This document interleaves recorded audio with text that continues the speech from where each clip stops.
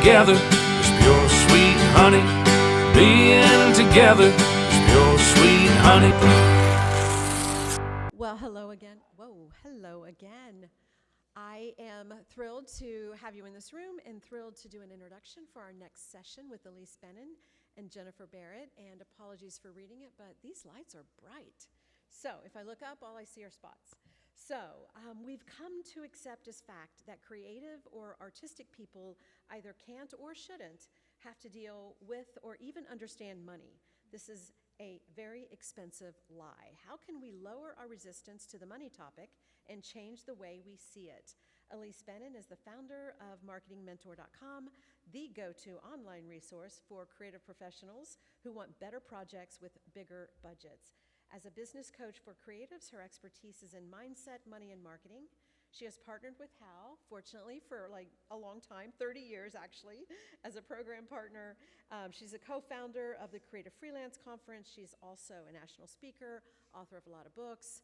There's a lot to say about Ilise Benun, but I am thrilled to have her on the stage. And she says that her favorite part of her work is witnessing creative professionals as they transform themselves into business owners, going from hiding their talents or suffering from imposter syndrome to developing the confidence to share their gifts with generosity. She is joined today by Jennifer Barrett, the head of content at Fidelity Investments and author of Think Like a Breadwinner, a wealth-building manifesto for women. Prior to this, Jennifer was Chief Education Officer at the financial startup Acorns. She's held a range of management roles, including General Manager at Hearst Digital, Personal Finance Editor at CNBC, and SVP and Editor-in-Chief at Daily Worth. She's also written about money in the New York Times, the Wall Street Journal, and Newsweek. Sounds like she definitely knows what she's speaking of. Please welcome Ilise Benun and Jennifer Barrett to the How Design Live stage. Thank you, Amy. And I just want to make sure everyone can hear us back there. Wave if, yes, you can. All right, awesome. Thank you for being here. And I love to answer questions. I love to ask questions and answer them. So I'm going to ask Jen a lot of questions, but I'm going to leave time at the end for people who want to ask questions. And often we don't get too many questions about money because it's a very personal topic, and people are sometimes afraid or ashamed to ask what we might think of as stupid questions, but we've established that there are no stupid questions, so I hope you'll be brave after a session about creative bravery and ask some questions at the end when we leave the time. So just be thinking. Now, the title of this session is called Good with Money. And so my first question, actually for y'all, is raise your hand if you think you are good with money. All right, very few hands going up. And since that's they the wouldn't case, be here, I think. right, well, raise your hand then if you think you're not so good with money. Okay, good, good, good. A lot of company. Excellent. That's good, right? You're in the right place. And so I want to ask Jen first, what does it mean to be good with money or not good with money? I'll start with the hard stuff, right? Okay. I think there is this kind of preconceived notion, particularly in the creative community, and I'm a part of that community too, and I think I bought into it to some degree too when I was younger, which is that if you're creative, you're not good with money, right? I used to think I'm not good with math, I'm not good with money, but the truth is we all have the ability to be good with money.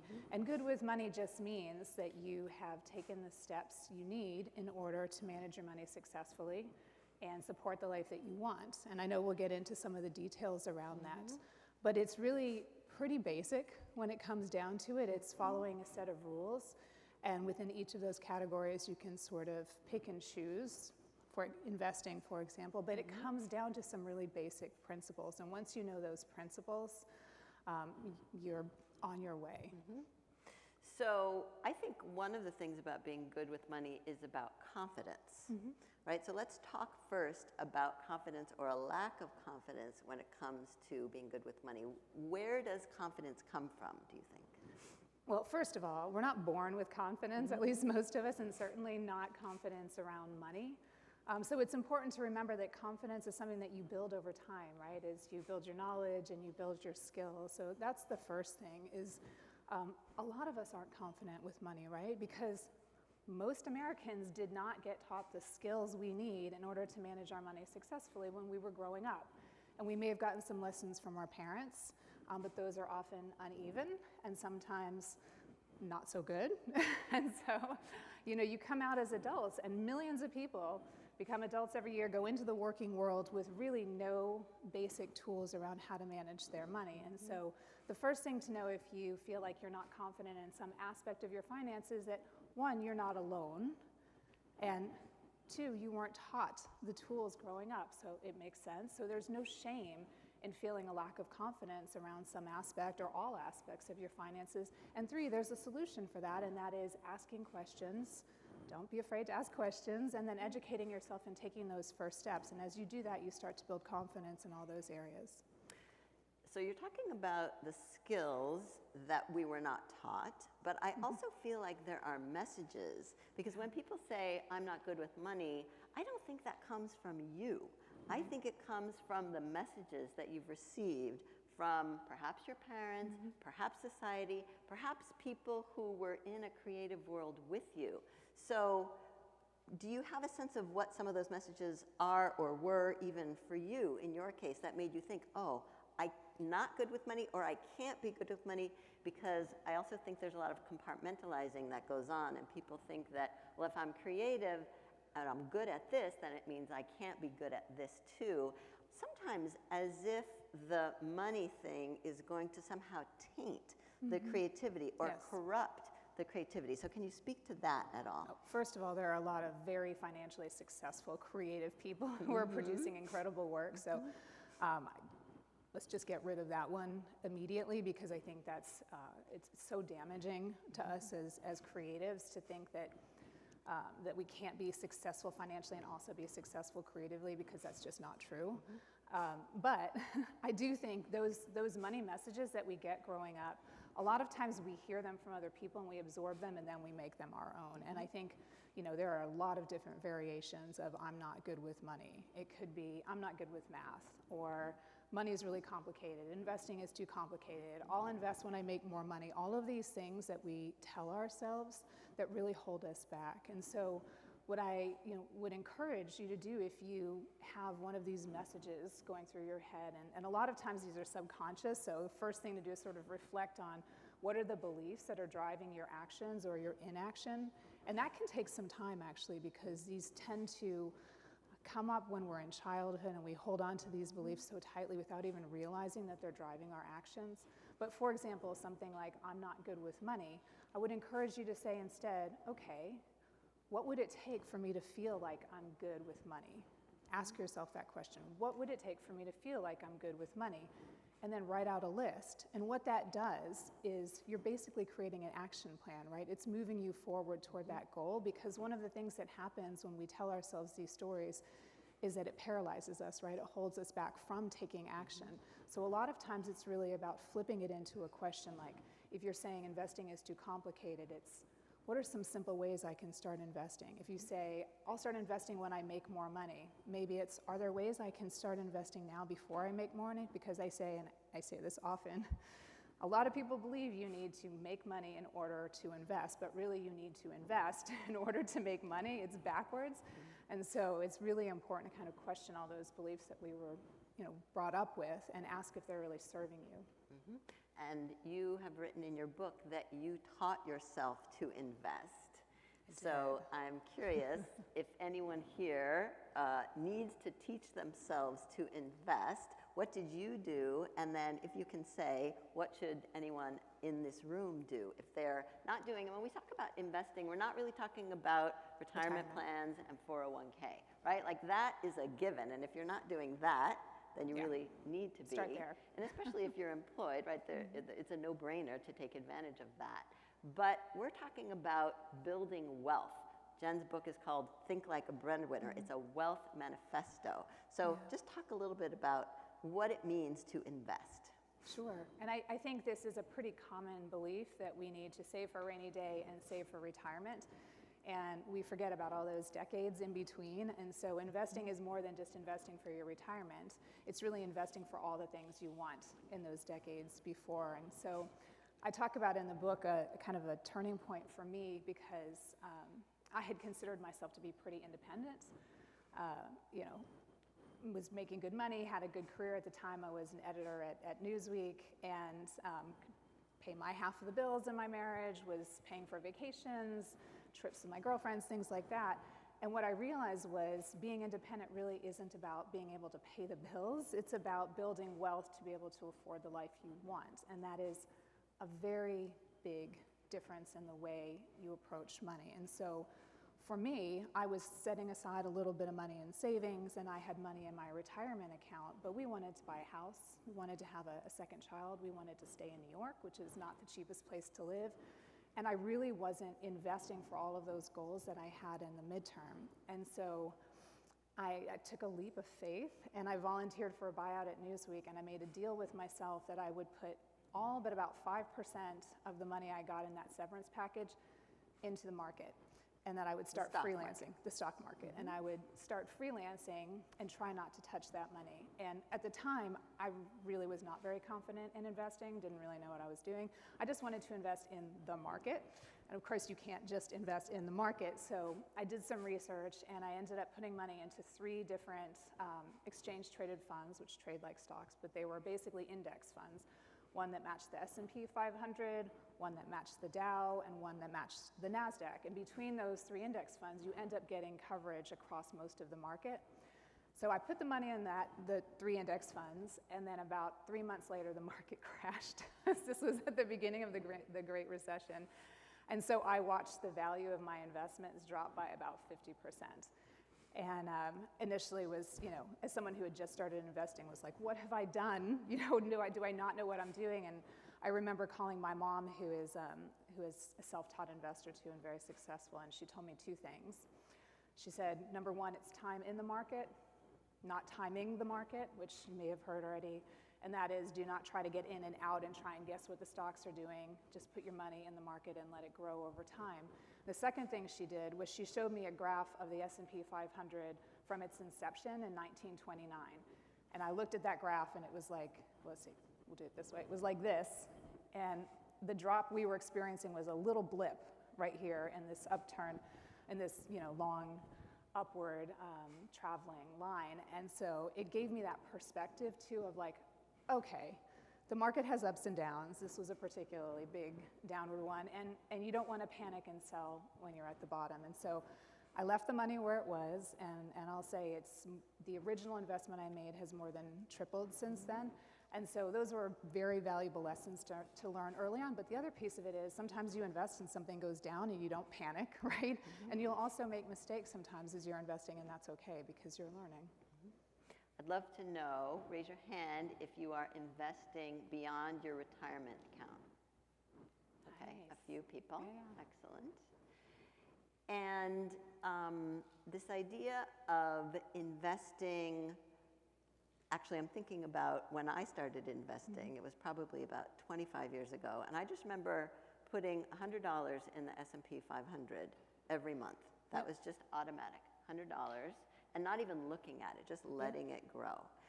So what you did, the 3 funds to start that mirror the different indexes, right? Is that a good plan for anyone here who wants to begin that? I am a little restricted in what I can say. Okay. My role at Fidelity. Yes. But I would say Could I did say that? You can say it. And what I liked about that approach is that I covered a lot of the market with those indexes. And then I started picking individual stocks, but that just kind of gets you into the game, right? It just gets you into the game. And that often what happens is we know we should invest, we want to start investing, we don't know how to start. And so one of the most important things you can do is just get into the game and then learn as you grow. And that reminds me of what you said yesterday at How Women Lead about income being the platform or the springboard. Talk a little bit about that, because I want to come back to income and how to handle one's income. And you all may be smarter than I was when I had my wake-up call, but at the beginning of my career, I really thought income was the source of wealth, right? I thought, I'm just going to try to keep making more money, and that is how people get wealthy. And that's not the case. In fact, I interviewed over 100 people for my book, and it was sort of amazing to me the number of people I interviewed who were making a lot of money and spending a lot of money and feeling like they were a failure when it came to their finances. So it's not really about what you make, it's what you do with what you make that matters. And your income is really the springboard, right, for all your wealth building efforts. So I like to say, use every check you get, every paycheck you get as an opportunity to become less dependent on your next paycheck. So you basically take that money in and look at it as an opportunity to start building wealth so you can decrease your dependence on those checks over time. And I don't mean retirement. I mean, ideally, you're decreasing your dependence on those checks much earlier than that, so you have a lot more freedom with what you do with your career and your life. And especially as a creative, I think some of the choices we have to make are like, I really want to do this thing, but it doesn't pay a lot. And I think if you early on are starting to think about, I want to build wealth so I have more freedom, so I can take the projects that I want, so I can freelance if I want. That's the way to get to that freedom, is to start very early on at building those habits and putting 10, 20% away from every check and building that wealth at the same time that you're building your career. And when you say put it away, in a savings account, in the market, can't say. No, you definitely need a savings account. It's sort of a cover your ass kind of account, like a, we call it 6 months, 3 months to 6 months, which is your emergency account, which is basically, you just don't want to get in a position where you're making such progress and then something happens and you don't have the cash to take care of it. Your tire busts, when you're driving your car, or you have a medical bill or something. And so really we look at like 3 to 6 months is the usual advice there. But I think you also want to be investing at the same time in some capacity so that you're preparing not just, you're saving cash for short term, whether it's emergencies or short term goals, but you're investing for the midterm and the long term at the same time. And what about student debt? I know a lot of people have student debt or any kind of debt. Yeah. Should people be investing? How many people have debt? How many people have debt? Don't be afraid. Most people do, right? It's a lot. And can you be investing, or how should one be investing when you also are trying to pay down debt? You know that I have my own opinions about this. Yes. These are my personal opinions, but I mean, obviously, what we would say is, if you've got high interest debt, you want to focus on that and pay that down first, because right now I think it's 16 to 20-something%, and you are hard-pressed to find returns that are ever going to exceed what you're paying on high interest debt, so you just want to get that out of the way. But if you have student debt, for example, and it's a manageable interest rate on that, my personal opinion is it's good to start investing, even if it's just a little bit, even if it's $5, $10, $50, whatever it is, because from a psychological perspective, the idea of working so hard to pay off your debt and then being at zero is really tough. And I've talked to a lot of people who've been through this, and I remember one of my friends calling me and saying, I made it, I paid off all my debt. I'm at zero. And there's just, it's kind of deflating to feel like you've worked so hard just to get to the starting line. And so I think if you're investing a little bit on the side at the same time and you're seeing that grow, you're sort of leapfrogging over that starting line. So once you've paid off that debt, you're already on your way. And it has great psychological benefits. And the subtitle of this session is From Penny Pincher to Breadwinner. So talk a little bit about how people can deal with their income, about budget, how it relates to investing, and this idea of what it means to be a breadwinner, especially women. Yeah. Got a lot of women here. Yeah, I think being the breadwinner is really about asking yourself 2 questions, and that is, what do I want in my life? And 2, what are the choices that I need to make with my money and my career in order to support that life? So it's really about being able to provide the life you want without having to depend on somebody else. And I think, historically, men have often found themselves in that role, and that sort of perpetuates this idea that women's role is more about budgeting, the household budget, spending smartly, and men's role is really about earning the income and building wealth. Now, that's not the reality anymore. There's been this paradigm shift in the breadwinner model, and so even at the beginning of the pandemic, we had a record number of women in that role. So in 40% of households with kids under 18, women were either the sole or primary breadwinner. That was a record. And actually, let's see, how many people are the primary breadwinner in their household? Okay, interesting. A lot? Yeah. Right? Yeah. I mean, it makes sense because that reflects what's happening. But what we've seen is that the culture has lagged a little bit behind the reality. And so if you look at surveys of parents, and these surveys are only a few years old, of the way they talk to their girls versus their boys, parents are still more likely to talk to their daughters about how to budget, how to spend smartly, how to open a bank account, and they're more likely to talk to their sons about how to build credit, how to invest, how to build wealth. And those are two very different messages. And when we talk about penny pinching, really the biggest difference for me is the mindset that comes with that, because penny pinching is very constrictive. And this is the message that is still given to women. Like if you look at, there have been media studies over the last few years about what are the articles that are written for women, what do they focus on? It's penny pinching, it's saving for a little splurge, right? An expensive handbag, or going away with your girlfriends for the weekend. And the articles aimed at men are really about building wealth, becoming a millionaire, all of these. It's thinking much bigger, much more expansively, and I think that's the biggest difference is if we think of ourselves as budgeters, penny pinchers, we're just trying to get by, it's very restrictive. Whereas if you think about what is it that you want, okay, and what do I need to do to get there? Growing my income, growing my wealth, whatever it is that I need to do to afford the life that I want. It's really expansive in the way you think about your financial capabilities and the possibilities for your life. How do you grow your income? Let's talk about how to grow your income. But first I want to know, how many people want to raise? I'm worried if anyone doesn't raise their hand. And how many people are self-employed? I'd love to know that. Okay, a few. Yeah. All right, so one of the questions I get asked all the time, which I am not the appropriate person to ask, is how do you ask for a raise? I can help you ask for more money, and I think we should always ask for more money, yes.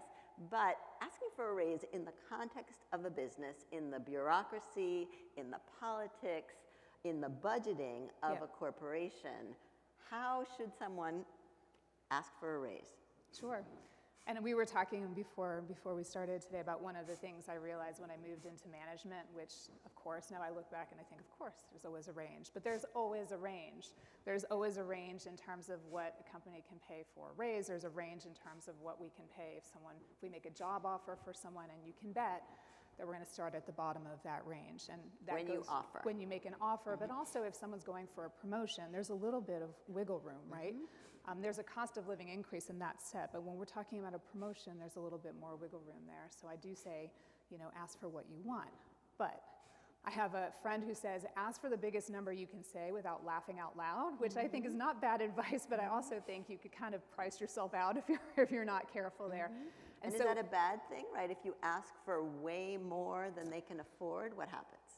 I mean, the danger is that someone, your manager might feel like you're way out of whack with what's realistic. And so there is a little danger in going way outside of what's realistic. But by the same token, we have access to so much data now, right? I mean, you can look at pay scale, you can look at Glassdoor, you can look at the Bureau of Labor Statistics puts out numbers on what the average pay is for different jobs in different parts of the country. So you can do your research and really understand what your market value is in your market, right? For someone with your level of experience, for the kind of work you do in the place that you live, you can actually do that research and find out, and then talk to people. Yeah, let's talk about talking to people. And also looking at job descriptions now, because if you're in New York, they actually have to put the range sometimes. It's a big range, but it's pretty eye-opening when you look at postings in New York City. And you actually get to see what the range is for those jobs. Talking is really important because you learn so much more by talking to other people about how much they're making, how much they've asked for. And we historically have not talked to each other, and it's been sort of discouraged. But the reason it's discouraged, I think, by a lot of companies is people start talking to each other. They're going to realize that this person's making 5% more or 10% more than that person. They're going to come knocking on my door asking for that money. And they should. And they should. They should. Because realistically, you've got two people applying for the same job. Someone negotiates a higher offer than someone else. They may have exactly the same background, and that person is going to start off with a better salary. And you have to advocate for yourself, because the company is not just going to give you that money, and your boss is not just going to give you that promotion. Because even if you're the most talented person, as long as you seem happy doing what you're doing, there's not a lot of incentive to pay more. So you really need to be the advocate for yourself. And you want to quantify all your successes if we want to get into sort of how to build the case. having been on the other side now of many, many of these conversations, one of the most effective examples that I can think of is someone who worked for me at Acorns. And I think he'd been working for me for about 1.5 years. And what he did, and I highly recommend this, is he kept the job description that he was hired under. And 1.5 years later, he had his job description, and then he had a list of all the things that he was now doing that were outside of the original job description that we'd hired him for. And then he'd taken those things. He was doing like technical writing now and some SEO writing, and he priced out what people were getting paid for doing SEO and technical writing, and it was higher than what he was getting paid. And so he came in to me and he said, I love working here. I love working for you. I love what we're doing. He said, I've been here 1.5 years, and I just wanted to talk to you about where I am and my, where I'm going and what my opportunities are here. And he said, I looked and I realized that my job has really grown since I got here. Here's what you hired me to do, boom, boom, boom. And here's what I'm doing now on top of all of this. And he said, when I look at the market, here's what people are making who are doing these things. And can we work together to close that gap? Because I really want to stay here. And he did a lot right in that conversation. He knew what his market value was. He was very clear on how his job had evolved from what he was hired to do at a certain salary. And then he also came in and quantified some of his successes for me, which was, he'd said, in the last 1.5 years, I've done this, I've done that, and just showed how he'd brought value to the company. I've created these programs that have helped us attract X number of new customers, things like that, where he'd really quantified the value that he was bringing to our company. So that was the second thing. The third thing was he was really positive about wanting to stay at the company. Didn't come in like, hey, you're underpaying me. It was very much like, I want to stay here, but I'm realizing that my skills right now are valued higher outside of this company. Can we do something to close that gap? And that also kind of puts it on the table in front of you, so you're both sort of looking at this. Can we do something to close this gap? Versus you're looking at each other. Can you do something for me? And that's, it's really about, do your skills match the salary that you're being paid right now? And if your skills have expanded, if your role has expanded, then there's a good case to be made to ask for more money. And I would imagine you wanted to keep him. Absolutely. In fact, I hired him at Fidelity too. Yeah, he left quite an impression. And what if you couldn't pay what he wanted or get very far in closing that gap? Yeah, well, in fact, we couldn't at that time because we had set times when we were doing those raises. But what I said is, okay, I see the gap here. I'm going to see what we can do about it. And I went, talked to our CEO about what can we do to bring his salary up. And I think it was about 3 months plus when we were able to do it. But I continue, he would check in periodically. I would give him updates on it. And he did get to that number. How long did it eventually? take? I think it was 3 to 6 months. Okay. Right, so you have to be patient. Yes, it doesn't necessarily happen like this, but you've sort of planted the seed, right? Because you've made a good argument, and your boss doesn't want to lose you, right? If you're a good employee, you're contributing, it's really expensive to lose somebody and have to hire someone else and retrain them. So company is very incentivized not to let you go. Yeah, and this came up yesterday also at How Women Lead, this question about the difference between what am I worth, why isn't someone paying what I'm worth, and what is the value that you bring to your role, to the company, very different, to the world even, right? Yeah, your worth is defined by so many more things than that, and it's not, it really isn't personal. Like the more you can make it about, here are the skills that I'm bringing, here is the value that I'm bringing to this company or to this client if you're in business for yourself, and being paid market rate and really aim for the top of those market rates for the skills that you're bringing. And the other thing that's important to remember is a client or a company will pay for talent. They will pay for talent. And if you are talented and you are bringing that value and you are, you have to advocate for yourself and let people know what you're doing too. You can't put your head down and say, oh, they're going to notice me and, they're going to promote me. But track your successes and share them in a non-boastful kind of way. But hey, by the way, I'm so excited I did this and I saw these great results, and and that will go a long way, because especially if you have a manager who has a lot of people on the team, that's how you start to stand out, is you're tracking your success, you're sharing it, you're sort of planting the seed along the way. So then when you go and do ask for a raise or a promotion, you've already paved the way. And you're not imagining that they're watching you so closely and remembering, right? I have a team of 150 people right now. I can't watch everybody, and it depends on my, my directs who manage people to tell me who the top talent is, and I do my best. But you really need to advocate for yourself. I can think of a handful of people on my team right now who have made the effort to let me know, let their managers know the work that they're doing. Again, not in a boastful way, just a, hey, I'm super excited I did this and it had this kind of impact, or when they have their one-on-ones, they bring in that information and they're basically building a folder, a folder of their successes, so that when they are ready to ask for a promotion or when we're thinking about who to promote, they're on your mind. Yeah, I think that's really important also, because I know people don't want to brag. Your mother told you not to brag. But there is a way to promote yourself and to share your value and kind of surface your value, reveal the value that you bring to people who have got so much on their minds, right? They are so busy, and you really need to put the spotlight on it for them in order for it to be recognized. Yeah, it's helpful actually when you share it.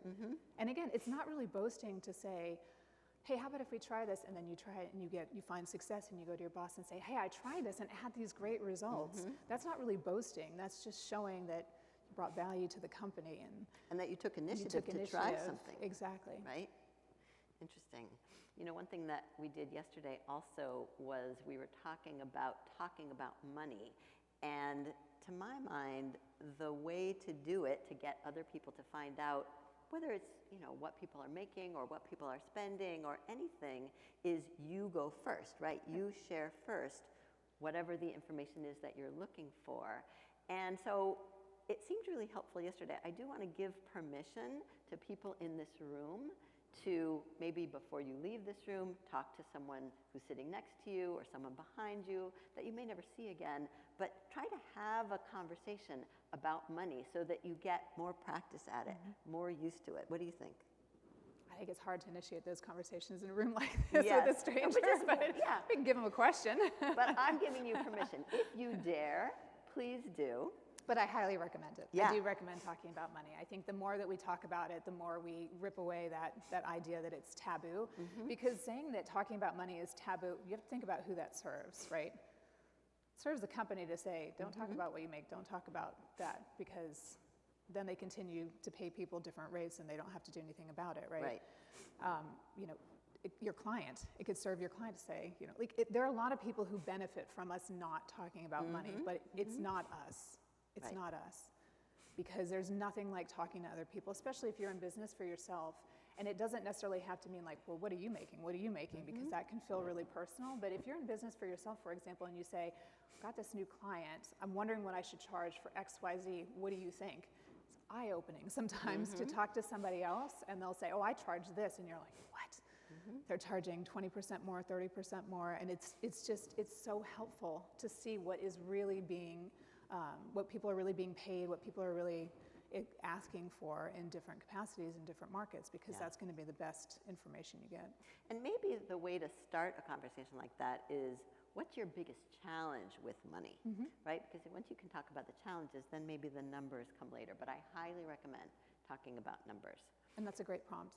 Right? What's your biggest challenge with money? Because I feel like you can connect with other people immediately, because we all have challenges with money. Right. We're not going to make you do it, but I highly recommend it. All right, we have about 10 minutes left. Let's see, are there questions? Raise your hand if you have a question. Okay, good, I see one. So let's take some questions. Sure. And yell it out, and then I'll repeat it, okay? So stand up. Yes, you. Thank you.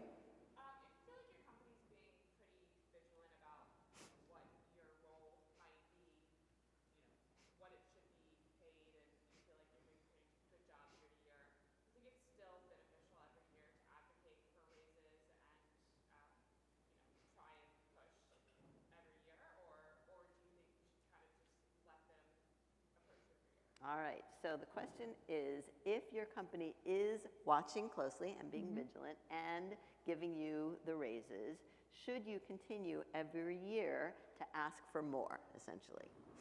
And when you say vigilant, do you mean there's a band, there's a lot of transparency about how much each person is getting with their promotion? Are there specific bands that you need to stay within, or what does that mean that they're being vigilant?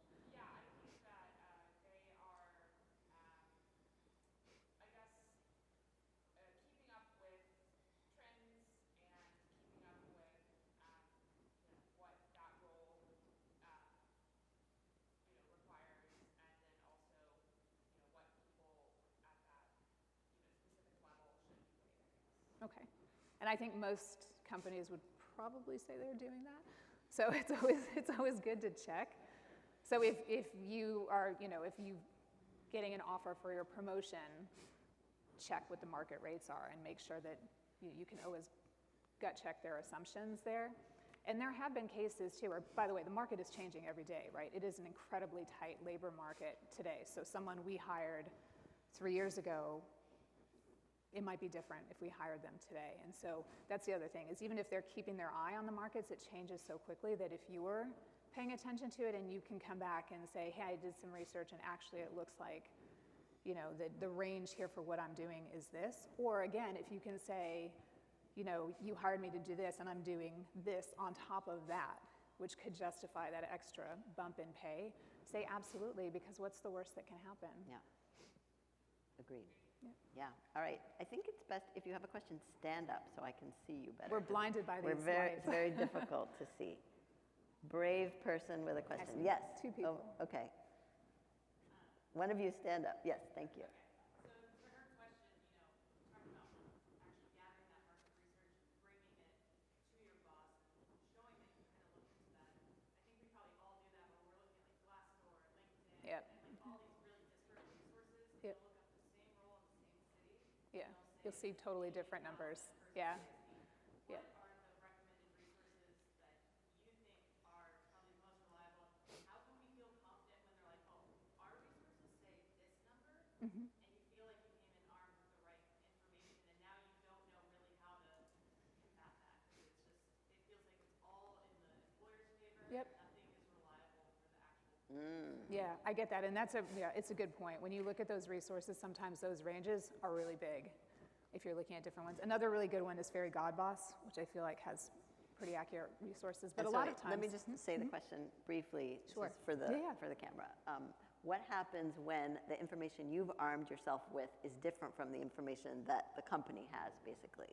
Yeah, and they're saying, well, actually, we have market research that shows us X, Y, Z, and what you're saying is higher than what we're actually seeing in the market. It's a tough place to be. I think then you sort of rely on the argument too of, my role has evolved in the last X amount of time. I'm doing these things now on top of what I used to do. So when I look in the market, I'm actually looking at the market value for this range of skills, not necessarily what my job description is, because it has evolved. And that can go a long way. It gives you a little bit more leeway. You can also say, I understand where you're coming from, but I'm seeing all of this in the market right now, and it's a tight market. I don't want to leave this company. Is there anything that we can do? And I'll just make a plug for being self-employed. You don't have to deal with that kind of thing, right? The sky's the limit. You just have to go get better clients with bigger budgets. All right. Who else? Yes. Stand up, please. Yes, you. Thank you. So, as a parent, I was always told never to compare your children. And I take that into the workplace, Yep. and I have 2 designers, and they each have their own strengths. But I know that people in my office are talking about what other people are making. And I know this conversation is coming because I've heard it from other managers. Yep. And there's a part of me that wants to say, if one comes to me and says, why am I not making more? I have this, like she's comparing herself to my other Yep. thing. And part of me doesn't, I'm like, oh, I don't want to compare my children at work. I don't want to compare, well, you're not, she's better at this and she's better at that, which is why I'm going to give her more money. Yep. But like, how would you suggest approaching that conversation when somebody comes to you and they're comparing themselves, and I don't want to be like, well, you're not doing as good, so I'm gonna, like, I don't want But in fairness, people either, yeah. All right. But I'm like, how do you Oh, you want to repeat? Yes. message down Yep. without comparing? You're like, well, your colleague next to you is better, so. Yep. All right, so the question is, when you have 2 designers who are not making the same amount of money and one is better than the other, but the other one comes to you and is basically wanting to ask why they're not making what the other is making, how do you approach that conversation? Well, I think first of all, there's a reason, right, that you're paying one more than the other. Well, one of them feels like she should be making more because she has a little more experience, Okay. but a younger, less experienced designer is a rock star. Yeah. Yeah. One is a rock star, the other not so much. They're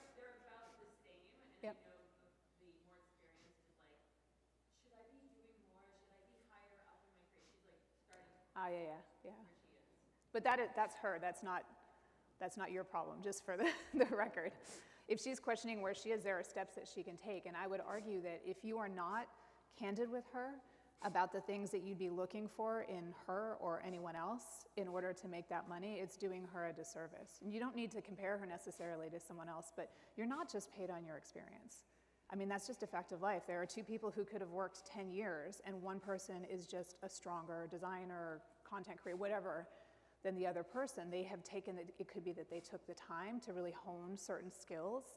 Whatever it is, that person will make more money. And the only way that the person who's getting less is ever going to close that gap is if they're able to close the skills gap, if they're able to do the same kind of work. And so, I mean, you don't want to be harsh, you don't want to compare your children necessarily, but you can say the reason that this person is making more, or that other people are making more in the company, is that they are doing X, Y, Z. And the clearer you can be about, this is what I'm really and you don't even need to bring them into it. You can just say to this person, here's what I'm looking for from you in order to get you up to that level. Here's what I would need to see from you.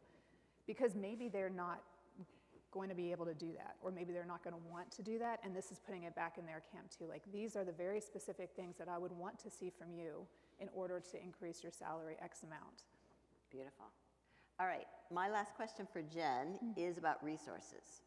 Let's share some resources, whether it's about investing or anything else that these people can use. Sure. I mean, I'd be remiss if I don't mention Fidelity, because that's where I am. And we have a great Learn Center, and you can type in any question. We've got a very good search bot right now. So you can type in any question you have. So if you're embarrassed to ask somebody else, you can ask the bot, and we've got content for you. I would also say, you know, we talked about this yesterday, napkin finance I love, because a lot of us are very visual, and they write out lessons essentially on the back of a napkin. Napkinfinance.com, which is great.